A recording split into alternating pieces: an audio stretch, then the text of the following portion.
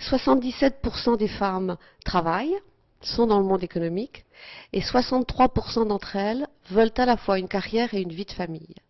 Et le deuxième chiffre qui va avec, parce qu'il y a toujours un mais, c'est que 51% d'entre elles se sentent discriminées à cause de la maternité.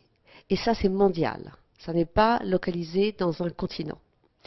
Donc ce souhait de faire une famille et d'avoir une carrière, elles veulent le partager avec leurs partenaires, leurs maris, femmes. Et la deuxième aide, elle la demande aux employeurs. C'est-à-dire que l'entreprise aujourd'hui a un rôle important pour intégrer dans l'entreprise le fait que ce ne sont plus des employés que vous avez, mais un homme et une femme qui sont parents. Et ça, c'est quand même une grande, je dirais pas révolution, mais disons une grande évolution.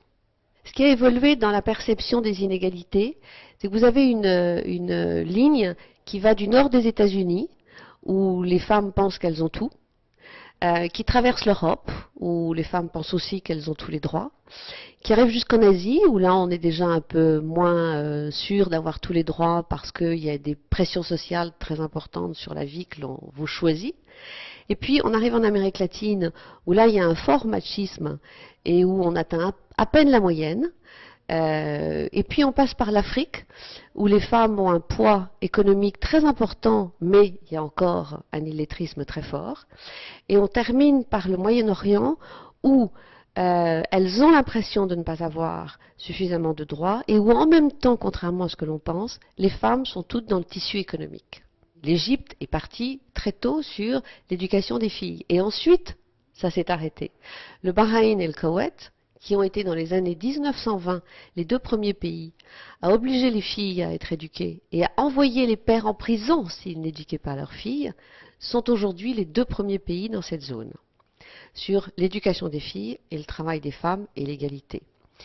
En Afrique, vous avez grosso modo aussi des différences entre l'Afrique de l'Ouest et l'Afrique du Sud sur l'illettrisme et l'éducation des filles. Et puis vous avez un point en Amérique latine sur tout ce qui a trait à l'avortement et à la liberté de faire ou pas un enfant.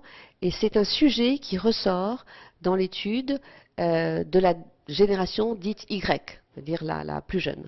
Alors le féminisme, il est chargé de sens. Oui, c'est le cas. Mais il est chargé de sens différents suivant les générations et la localisation des femmes. La génération de 40-60 a vu le féminisme comme une bataille. On était là pour obtenir quelque chose. La génération dite X, qui est née entre 60 et 80, a vu le féminisme comme un mouvement parce qu'elle pensait que les droits étaient acquis par cette bataille de leur mère. Et la génération actuelle, dite Y, suivant l'origine géographique, a des mots différents. Si je suis dans des pays où je suis encore en train de me battre pour des droits, je reprends le mot bataille. Et je suis sur les réseaux sociaux, comme toutes ces jeunes femmes que vous voyez. Si je suis en Europe où je pense que j'ai déjà ces droits, c'est un mouvement. Et puis si je suis en Amérique du Nord, où je considère que j'ai acquis tout cela et que finalement c'est un non-sujet, c'est une philosophie. Je ne suis pas tout à fait d'accord avec ce que pensent les Américaines, mais c'est ce qu'elles disent dans l'enquête. Donc oui, toutes les femmes disent que c'est encore un mot d'actualité. Je pense qu'être féministe aujourd'hui, c'est défendre le droit des femmes à choisir librement leur vie, être éduquées et à pouvoir décider seules. Et je pense que toute personne devrait être féministe, qu'il ne devrait même pas y avoir de discussion. Là où nous voyons un problème, c'est d'une part une jeune génération qui pense que ça a été acquis tout cela et qui ne se rend pas compte que ça n'est pas vrai. Et donc vous voyez sur les blogs certaines jeunes filles qui disent je ne suis pas féministe pour telle et telle raison, mais le féminisme n'a jamais été contre les hommes, il a été au contraire pour, avec eux, faire évoluer ces droits des femmes. Et je pense qu'aux États-Unis, Canada, les femmes n'ont jamais été dans ce mouvement. Elles l'ont été au début dans l'histoire, on le sait bien, mais ensuite elles se sont pas mal coulées dans le monde des hommes.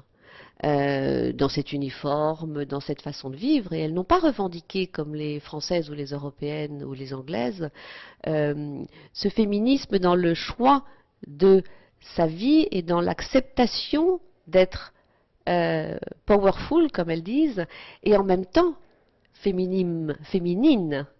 C'est une grande discussion culturelle.